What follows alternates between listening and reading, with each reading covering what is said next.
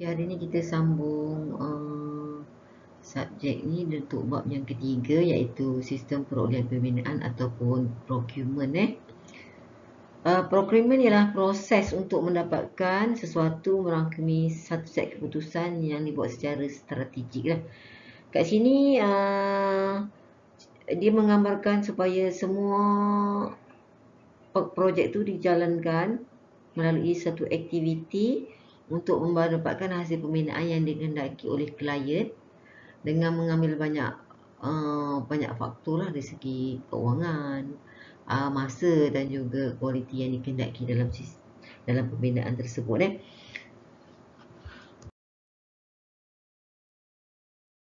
Okey, kita ada banyak sebenarnya sistem perolehan ataupun procurement, tapi kat sini kita akan trigger 4 sistem. Jadi yang utamanya ialah tradisional ataupun konvensional, reka dan bina dan juga pengurusan.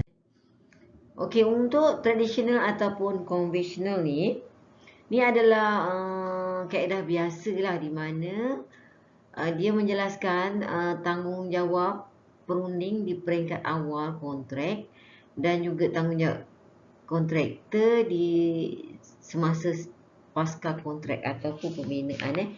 Kita ada dua, satu pra pembinaan ataupun pra kontrak, satu lagi ialah pasca kontrak ataupun post kontrak. Kat sini pre-kontrak ni adalah termasuk kerja-kerja awalan, kerja-kerja reka bentuk dan juga hingga ke peringkat tender kat sini, iaitu masa kat sini kita ada klien pun dah start berfikir-fikir nak buat projek, lepas tu ada lawatan tapak, ada penyediaan senarai kuantiti dekat peringkat tender, ada penyediaan lukisan, spesifikasi sampai terjadinya dokumen tender. Maknanya kat sini tanggungjawabnya dah diletakkan kepada perunding yang dilantik oleh klien.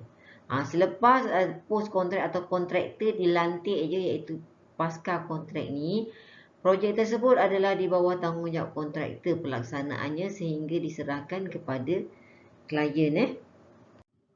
Okey, ini contoh dia carta ataupun dia punya penyusunan organisasi dia. Ini klien je. Klien akan melantik professional team, iaitu design dan juga contract administration, yang mana ni adalah terdiri daripada arkitek, engineer, CNS dan juga MNE, quantity surveyor untuk pendokumenan, untuk buat dokumen, dan juga spesialis yang berkaitan lah. Lepas tu klien boleh juga melantik profesional ni untuk buat tender lah, ataupun klien sendiri membuat tender, buka tender tu kepada kontraktor untuk pemilihan kontraktor. Selepas yang ini pasca kontrak lah. Yang ni bila dah lantik kontraktor yang ini dah pre-kontrak. Jadi bila dah lantik kontraktor ni, dia akan jadi pasca kontrak. Okey, main kontraktor lah kontraktor utama yang biasanya memang kontraktor civil lah. Dia boleh, di bawah dia adalah domestic subcontractor dan juga nominated subcontractor. Nominated subcontractor ni ialah kontraktor pakar seperti elektrik, mechanical, itu nama dia nominated subcontractor, ataupun bahasa Melayu dia kontraktor dinamakan. Kita ada juga kat sini domestik ni dilantik oleh Menkon lah, untuk kerja-kerja macam dia mungkin melantik subkontraktor untuk kerja ikat bata, untuk subkontrak untuk konkrit, untuk kayu macam tu. Ni tradisional lah. Jadi tanggungjawab kat sini lain lah. Ni perunding punya tanggungjawab, yang kat bawah sini dah menjadi tanggungjawab kontraktor untuk melaksanakan projek. Okay, kita tengok satu lagi ialah sistem perolehan reka dan bina. Kat sini reka dan bina maknanya semua tanggungjawab untuk mereka dan membina adalah di bawah tanggungjawab kontraktor. Tanggungjawab klien ni adalah peringkat awalan saja, di mana klien akan mencari seorang kontraktor yang bertanggungjawab untuk mereka dan membina. Jadi yang proses tender ni sebenarnya tender untuk melantik kontraktor design and bid. Okey? Ini kita Tengok cakap organisasi mungkin dia lebih jelas lagi. Ini klien, dia akan lantik professional advisor. Kat sini professional advisor ni mungkin nanti daripada arkitek, engineer, CNS atau MNE, quantity surveyor dan juga ada specialist lah. Kat sini dia akan menggariskan keperluan atau kehendak klien dan juga dia mungkin buat audit untuk kerja-kerja design DNB lah kepada kontraktor DNB, design and construction kontraktor. Jadi bila dah di-advise macam ni, employer tadi akan buat tender untuk memilih kontraktor DNC kat sini lah. Biasanya cara pemilihan tender ini atau kontraktor ni dia buat mungkin secara open tender ataupun selektif. Nanti kita akan belajar untuk bab seterusnya berkaitan dengan tender. Untuk memilih seorang kontraktor yang layak untuk mereka bentuk dan membina. Jadi untuk kerja-kerja mereka bentuk dan juga pembinaan, kontraktor DNC ni akan bertanggungjawablah untuk pelaksanaan kerja. Jadi maknanya bila tender diberikan kepada kontraktor ni, reka bentuk bangunan tu belum ada. Yang ada mungkin setakat konsep yang dikehendaki oleh klien. Okey, kat sini nanti dalam penerangan berkaitan ini kita akan terang lebih detail. Okey, kat sini design DNC kontraktor akan melantik professional team. Ni terdiri daripada arkitek, engineer dan surveyor lah untuk professional team dia. Untuk reka bentuk dan dia juga boleh memanggil lah kontraktor lain untuk buatkan kerja pembinaan kat sini lah. Jadi kat sini dia ada dua tanggungjawab lah terhadap tim profesional dan juga kontraktor untuk pembinaan. Subkontraktor 1, subkontraktor 2 bergantung kepada saiz projek yang tersebut. Itu dia punya reka dan bina. Jadinya kontraktor bertanggungjawab untuk mereka bentuk dan membina. Yang tadi untuk tradisional dia tak mereka bentuk, dia terus membina. Itu perbandingan di antara dua projek. Cuma dibandingkan dua ni, untuk tradisional tu jangka masanya lebih panjang. Sebab klien terpaksa menyediakan reka bentuk, menyiapkan dokumen tender sebelum kontraktor dipilih. Tapi yang ni dengan ada ni, kalau projek tu besar, mungkin dia boleh buat fasa-fasa lah. Maknanya DNC kontraktor ni mungkin ada professional team untuk satu fasa, lepas tu untuk fasa berikutnya lah.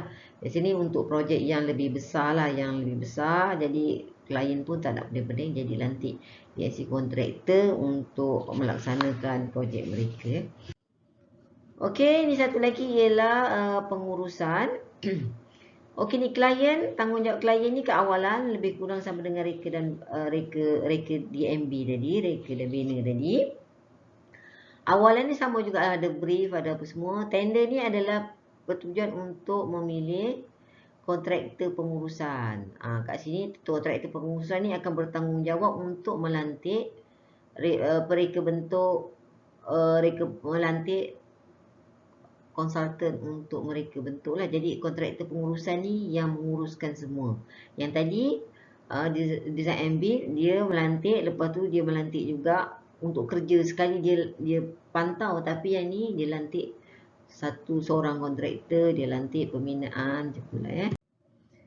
Okey, yang ni lah ni employer dia akan lantik professional team untuk reka bentuk. Ni professional team ni employer akan lantiklah professional team ni untuk melantik management kontraktor sini. Dia akan lantiklah kontraktor 1, kontraktor 2, kontraktor 3. Jadi kontraktor management ni cuma membuat pemantauan lah ni. Jadi dia dibayar fee ke atas pengurusan yang dilaksanakan untuk mengawasi kontraktor yang dilantik di bawah dia.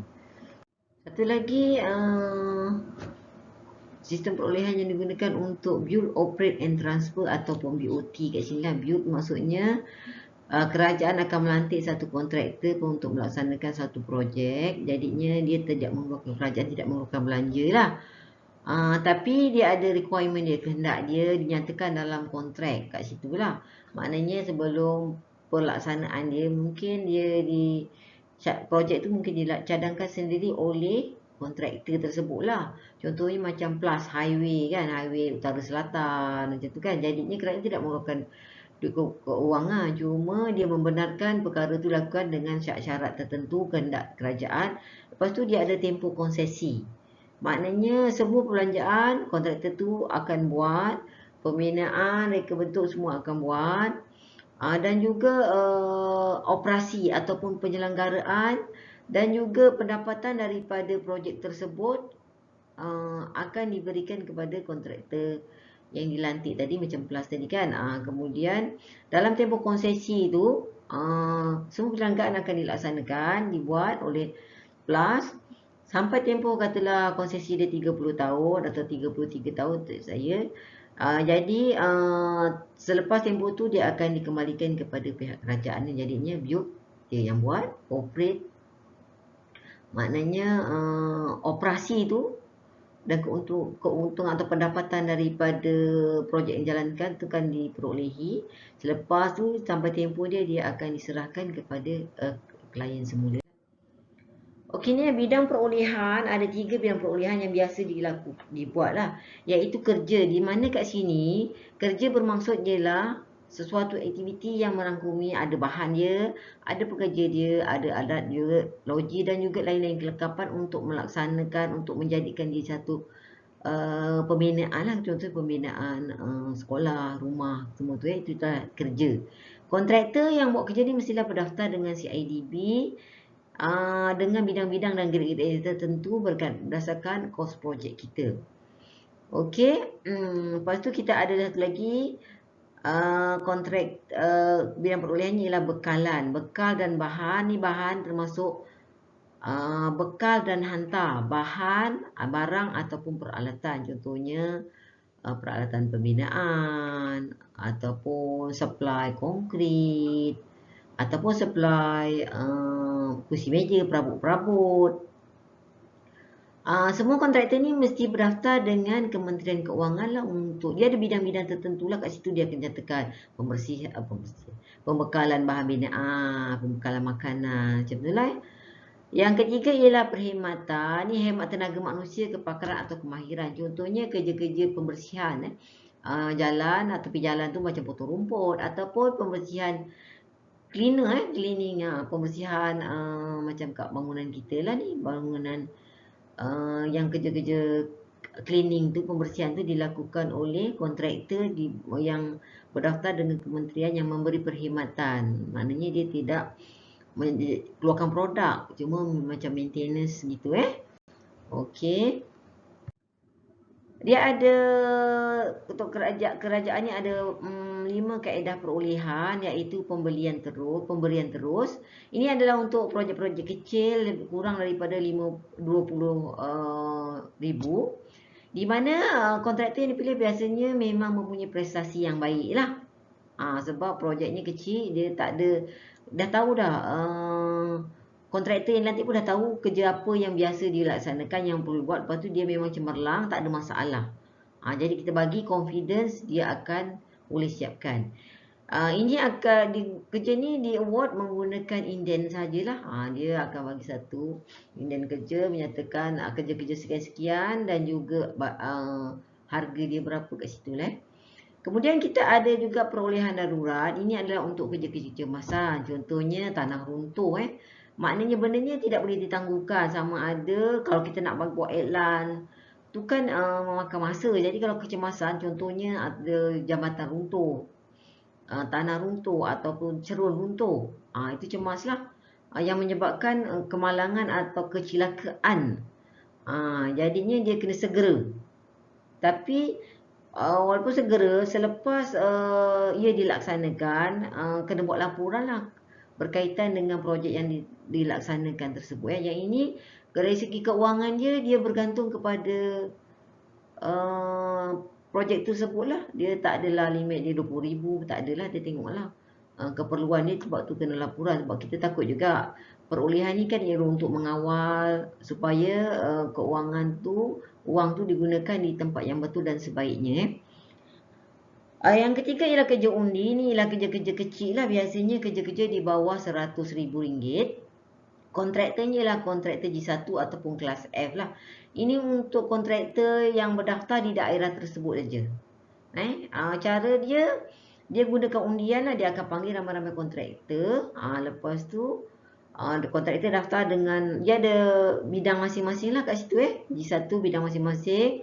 Kadang-kadang dia kerja-kerja mudah lah, contoh dia macam buat culvert, ataupun buat kerja jalan, ataupun pasang longkang, ataupun kerja-kerja pembaikan yang biasa-biasa je lah. Jadi semua kontraktor memang boleh buat kerja ni Ini pembahagian dia agak adil lah, sebab bila dia dah rolling, setahun tu kadang ada 2 atau 3 kali undi.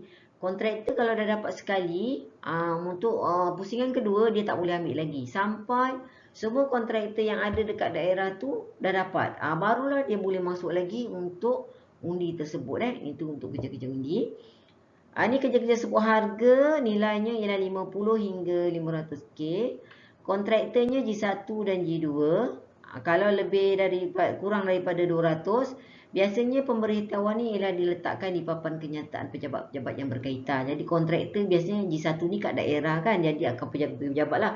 Contohnya JKR ataupun UTHM ataupun JPS, pejabat daerah semua dia akan letakkan penyataan. Kontraktor akan masuk kat situ, tengoklah dekat penyataan. Tapi sekarang ni rasanya kita ada web masing-masing, jadi dimasukkan dalam web. Macam tu lah. Kalau untuk yang lebih daripada 200,000, dia akan elankan di surat khabar lah. Itu untuk projek yang kurang besar lah. Okey, lepas tu untuk projek yang lebih besar, kita akan gunakan tender. Kat tender ni ada beberapa jenis tender. Kita akan masuk untuk bab minggu hadapan. Tender ni projek yang besar lebih daripada 200,000. Dokumen dia lebih tebal dan juga kerjanya perlukan kemahiran dan teknikal jugalah. Dia tak macam sebuah harga. Sebuah harga tu memang kontraktor ada pengalaman pun boleh buat. Tapi yang ini kena ada pengetahuan teknikal juga. Dia akan dielankan di akhbar lah. Biasanya 2 akhbar lah, Berita Harian dan juga NST macam tu Tapi sekarang kat web pun memang ada lah. Untuk projek-projek yang besar, dia ada tender. Tender pun ada beberapa jenis. Nanti kita akan masuk pada minggu hadapan. Apakah jenis-jenis tender, kesesuaian dengan projek, dan juga kendak-kendak dalam tender situlah kenapa dia dipilih untuk kaedah tender tersebut. Okey. Ini adalah contoh, tengok papan kenyataan. Kalau kita tengok ni dekat cawangan kerja Jutek. Kat sini adalah, ini adalah papan kenyataan. Ni contoh dia ni notis sebuah harga kerja. Kerja-kerja penyiasatan tanah dan ujian makmal bagi projek pembinaan pusat kesihatan di kampus Sultan Azlan Shah. Dia bagi tahulah kehendak dia mesti ada bidang CE12. Lepas tu dia kata kontraktor wajib menghadiri taklimat. Ni semualah ada keperluan dia. Jadi bila kontraktor baca tu, dia kena datang lah ikut semua keperluan ni. Ataupun yang ni lah ni. Yang ni dah dibesarkan lah daripada papan penyataan ni. Saya ambil satu, besarkan untuk awak lihat lah. Kat papan penyataan pun biasanya dia akan letakkan lah kontraktor yang telah masuk sebuah harga atau kontraktor, dia akan tampal kat sini lah. Nanti kita akan terangkan juga berkaitan kandungan dia di dalam sesi kuliah yang akan datang.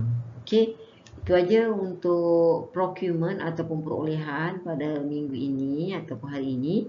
Sekiranya ada apa-apa ketidakfahaman, boleh terus WhatsApp kat saya ataupun komen dekat YouTube ni lah. Okey, itu aja. Terima kasih. Jumpa lagi. Assalamualaikum warahmatullahi wabarakatuh.